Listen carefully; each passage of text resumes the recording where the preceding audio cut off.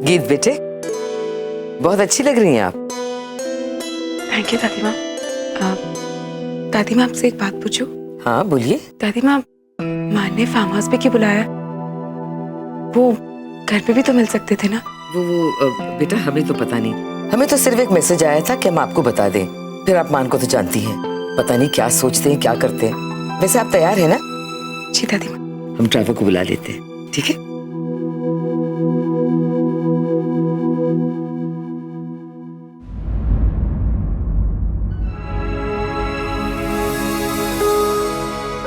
मैं जानती हूँ कि आपने मुझे फार्म हाउस पे क्यों बुलाया।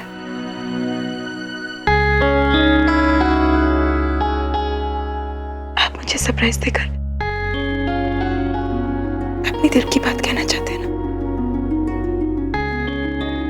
मेरे चेहरे पर मुस्कुराहट देखने के लिए आप कोई तरीके तो ढूंढ ही लेते। I love you, man.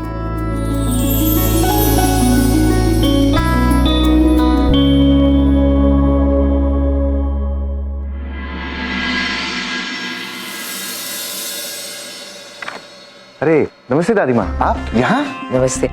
बेटे हमें मान से कुछ जरूरी काम था। हम सुबह से उनका फोन ट्राई कर रहे हैं लेकिन उनका फोन स्विच ऑफ आ रहा है, तो हमने सोचा क्यों ना हम ऑफिस ही चले आए। कहाँ है मान? दादी माँ एक्चुअली वो गुड़गांव ऑफिस गए हैं एक इम्पोर्टेंट प्रेजेंटेशन देने के लिए, और उन्होंने कहा था जब तक प्रेजेंटेशन चलेगी वो अपना फोन स्विच ऑफ रखेंगे। और ये प्रेजेंटेशन कब तक चलेगी, कब तक लौटेंगे वो? दादी माँ कुछ बता नहीं सकते, लेकिन बात क्या है? नहीं नहीं ऐसा कुछ, आप मेरा एक काम करिए, आप मान से कहिएगा कि 2 बजे करीब वो फार्म हाउस पहुंच जाए। गीत उनका इंतजार कर रही होगी ना। ठीक है दादी माँ, मैं उन्हें मैसेज कर दूंगा और जैसे ही वो मुझे फोन करेंगे मैं उन्हें बता दूंगा। ओके बच्चे, thank you so much. Sir ये अरेंजमेंट ठीक है ना? हाँ परफेक्ट, थैंक्स। सर ये कपड़ा? हाँ ये वहां पे ऊपर।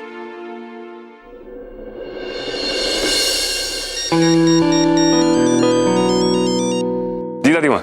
गुड न्यूज बेटा, दोपहर के बाद मान और गीत फार्म हाउस पहुंच जाएंगे। दैट्स ग्रेट दादी माँ, बाय।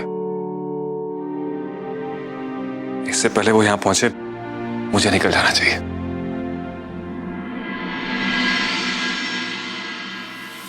रोमियो, या तुम कल सुबह सबसे पहले जाकर लोकेशन देख कर आना। संग्राम बोलते रहे हैं कि वहाँ पे 2000 लोगों का अरेंजमेंट हो जाएगा, बट मैं कोई चांस नहीं लेना चाहती। हाँ संग्राम भाई है ना। Manisha, hello Manisha.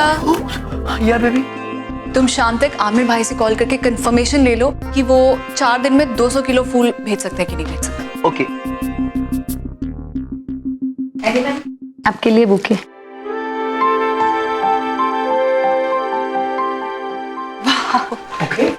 This is so beautiful. ये किसने भेजा है? यहाँ पर टैग है, जरा देखो। दुनिया की सबसे खूबसूरत लड़की के लिए उसके दोस्त की तरफ से। रोजेस, हाउ रोमांटिक ना। मैं जानती हूँ अर्जुन कि वो दोस्त कौन है। कल संग्राम के साथ मुझे देखकर तुम जैसे जल रहे थे, उसके बाद कुछ भी पूछने की जरूरत नहीं है। वेल एनी, भाई किस चाहने वाले ने फ्लावर्स भेजे? हाँ शट अप, तुम दोनों जाके अपना काम करो अभी।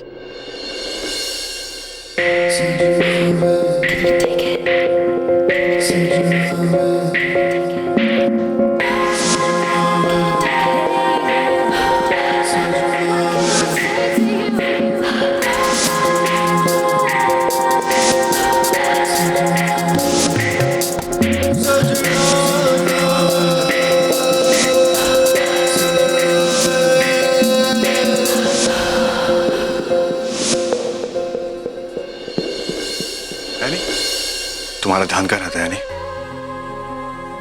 ये काम भी ठीक से नहीं कर सकती तुम?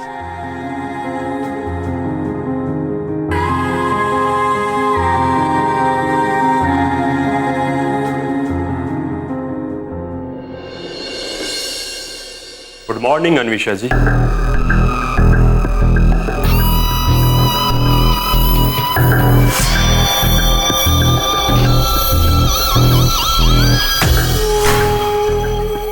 कैसी हैं आप? और आपको हमारे गुलाब तो पसंद आए ना?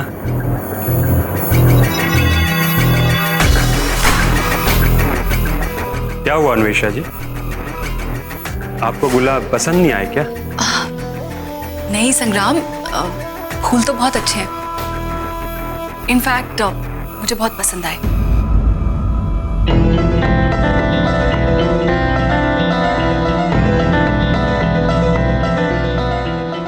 अरे ये क्या हो गया?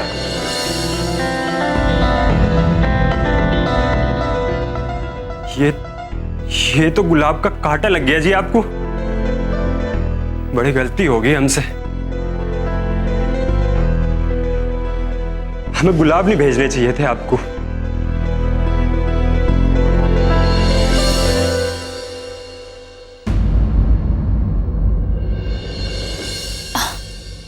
अरे नहीं संग्राम, ऐसी कोई बात नहीं है।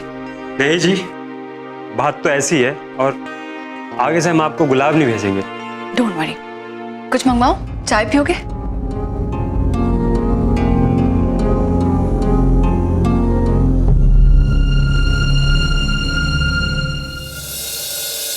हाय आदि।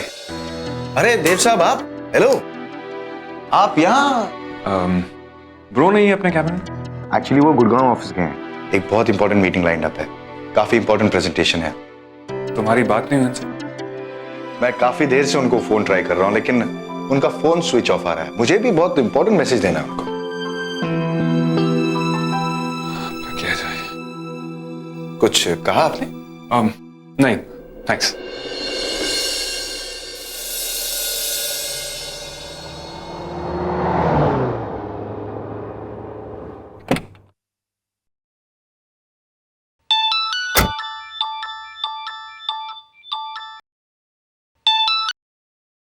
जी दादी माँ। गीत बेटे, आपने हमको फोन करके बताया भी नहीं कि आप फार्म हाउस पहुंच भी गई या नहीं। दादी माँ मैं बस अभी पहुंची हूँ, बस अभी गाड़ी से निकली।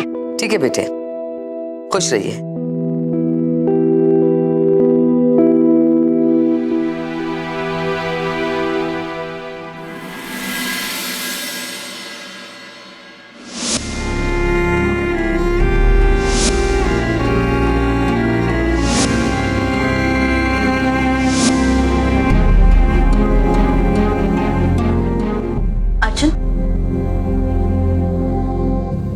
Arjun, are you okay? क्या बात है? अर्जुन, वो शादी की लाइट्स डिसाइड करनी है। लाइट्स की कोटेशन और डिजाइन्स मैंने मंगवा ली है, बस फाइनल करना है।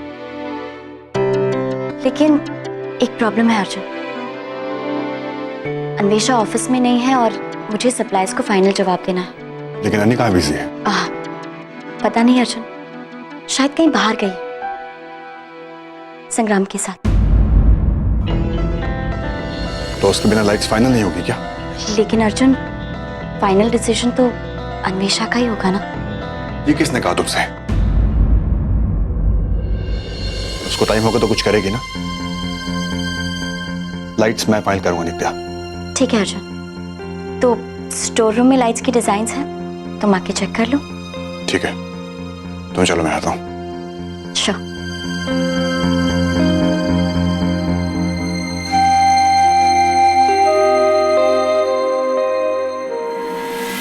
ये प्रोजेक्ट हमारे लिए बहुत ज़्यादा इंपॉर्टेंट है। ये प्रोजेक्ट हम लोग मिडिल क्लास लोगों के लिए बना रहे हैं। इसमें किसी भी चीज़ की कोई कमी नहीं होनी चाहिए, चाहे वो शॉपिंग मॉल हो, पार्किंग एरिया हो या हॉस्पिटल हो।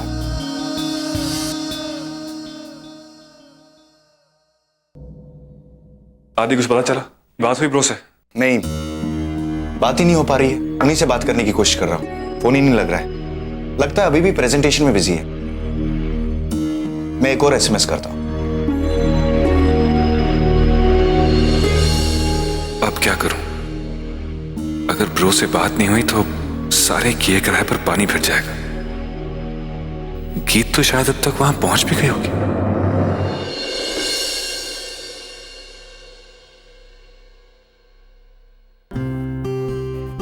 हमारे बच्चे के साथ हमने एक नई जिंदगी की शुरुआत की थी।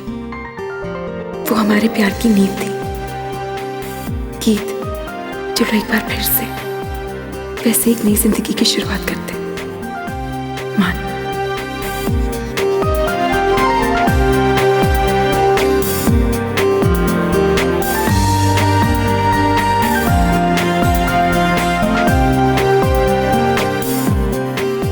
मान, कहाँ हो आप?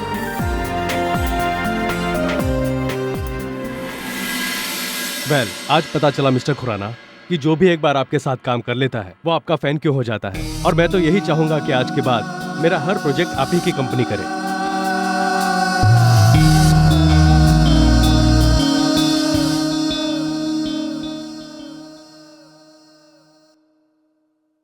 कॉल मी अर्जेंट।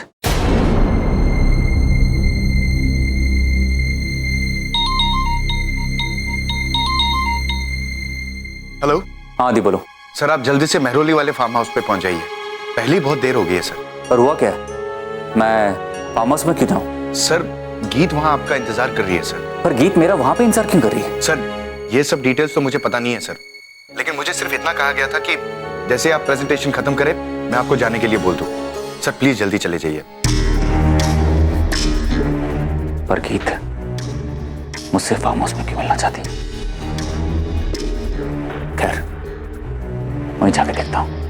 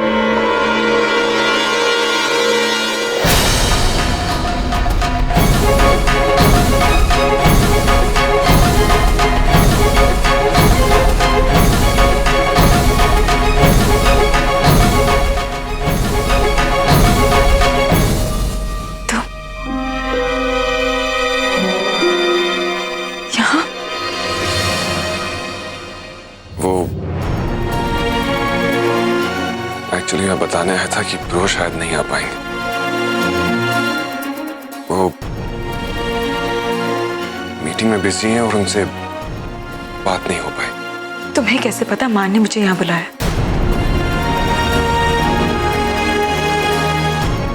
और अगर मान मीटिंग में तो उन्होंने मुझे यहाँ क्यों बुलाया?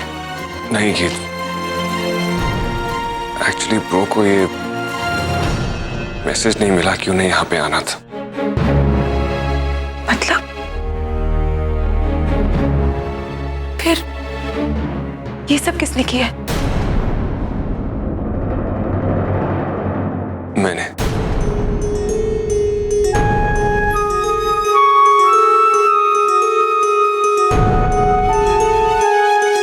गीत एक बार मेरी बात तो सुनती जाओ। मैं तुम्हारी कोई बात नहीं सुनना चाहती। गीत मुझे एक बार एक्सप्लेन तो करने दो प्लीज। तुम कितने बार क्या क्या एक्सप्लेन करोगे देव? तुम गलतियां करते ही क्यों कि उसके तुम्हें एक्सप्लेनेशंस देने पड़े? और तुम इतनी गिरी हुई हरकत कर भी कैसे सकते थे? तुमने मुझे यहाँ बुलाया और मान को इसके बारे में पता भी नहीं है। पता है तुम्हारा क्या हर्ष होगा जब उन्हें ये पता चलेगा? मैंने ब्रो को भी यहाँ बुलाया था और दादी माँ को इसके बारे में पता। एक्चुअली मैंने और दादी माँ ने मिलकर तुम दोनों को यहाँ फार्म हाउस पे मिलवाने का प्लान बनाया था। कि पिछले कुछ दिनों से ब्रो बहुत परेशान और शायद वो तुमसे अपने दिल की बात नहीं कह पा रहे।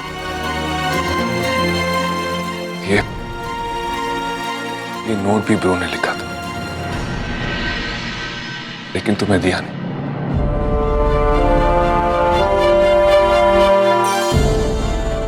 मैंने ये तुम दोनों के बीच में तनाव देखा तो सोचा कि शायद कि अकेले में कहीं तुम मिलो तो एक दूसरे से बात कर पाओगे, एक दूसरे से अपने दिल की बात शेयर कर पाओगे और सब ठीक हो जाए।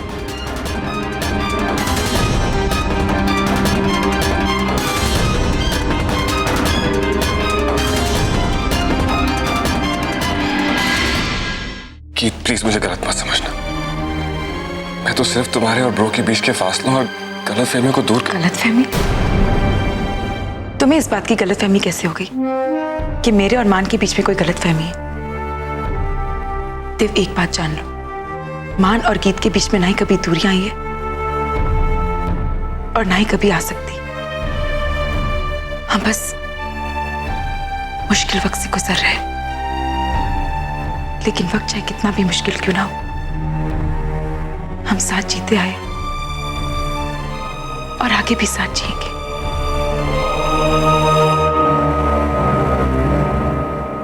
तुम्हारे जो भी इरादे हो, जैसे भी इरादे हो, सिर्फ एक बात जान लो, मेरे और मान के रिश्ते को बनाए रखने के लिए हमें किसी तीसरे की जरूरत नहीं है, और तुम्हारी तो बिल्कुल भी नहीं। मैं तुमसे आखिरी बार कह रही हूं, हमारी जिंदगी से दूर रहो। गीत, इस बात का ख्याल तो मुझे तुमसे और ब्रो से भी ज्यादा है।